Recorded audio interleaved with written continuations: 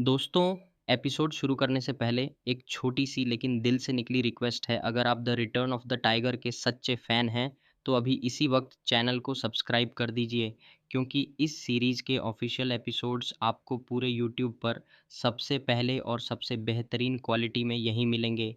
सच मानिए, इन एपिसोड्स को ढूँढने में, उन्हें सुनाने लायक बनाने में और आपको बिना किसी रुकावट के पेश करने में घंटों की मेहनत लगती है। तो बदले में बस आपसे 2 छोटे-छोटे काम चाहता हूँ। इस वीडियो को 8000 लाइक्स दिलाना है और कमेंट सेक्शन में 500 कमेंट्स पूरे करने हैं।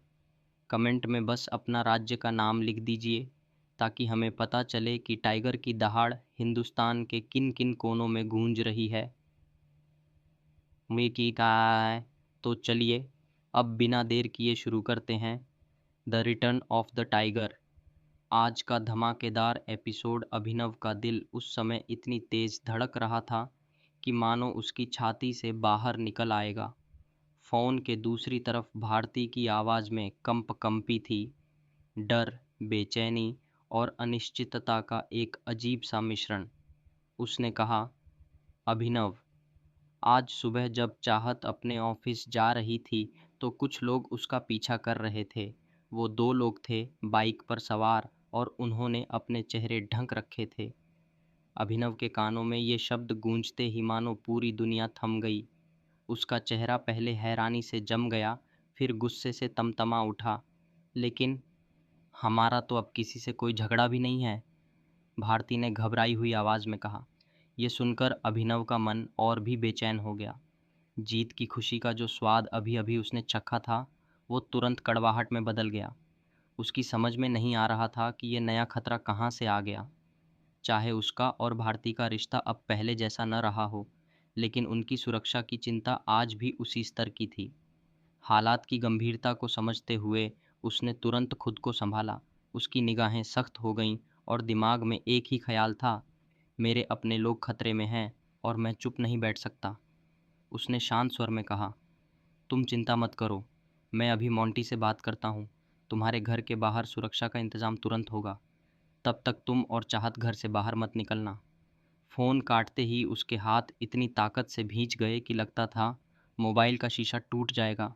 उसकी आंखों में गुस्से की ऐसी चमक थी कि कोई भी उसे देखकर कांप उठे। बिना समय गंवाए उसने मोंटी को मैसेज टाइप करना शुरू किया। उंगलियां इतनी तेज़ चल रही थीं कि स्क्रीन अटक सी रही थी। मोंटी, बहुत क्रिटिकल सिचुएशन है। भारती और चाहत खतरे में हैं, कुछ लोग उनका पीछा कर रहे हैं।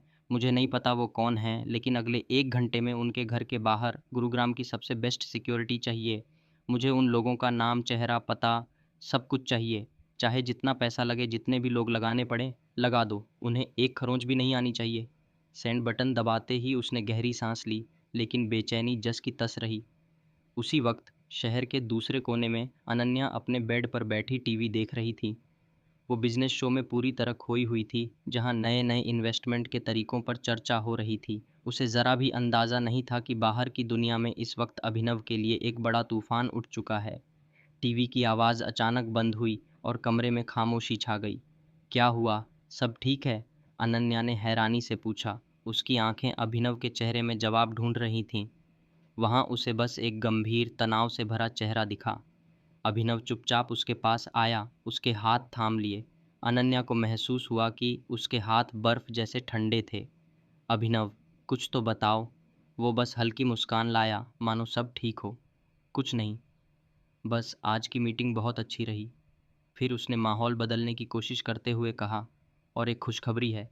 हमारे प्रोजेक्ट के लिए जो मटेरियल सप्लाई चाहिए, वो मैं तुम्हारी कंपनी के ज़रिए लेना चाहता हूँ। अनन्या की आंखें चौड़ी हो गईं, फिर उनमें चमक आ गई। तुम सच में? हाँ, ये तुम्हारे लिए एक मौका है फिर से खड़े होने का, अभिनव ने दृढ़ स्वर में कहा। इधर, कई किलोमीटर दूर, गुड़गांव के एक साधारण फ्लैट में वैभवी बेचैनी से टेबल पर कलम पटक रही थी।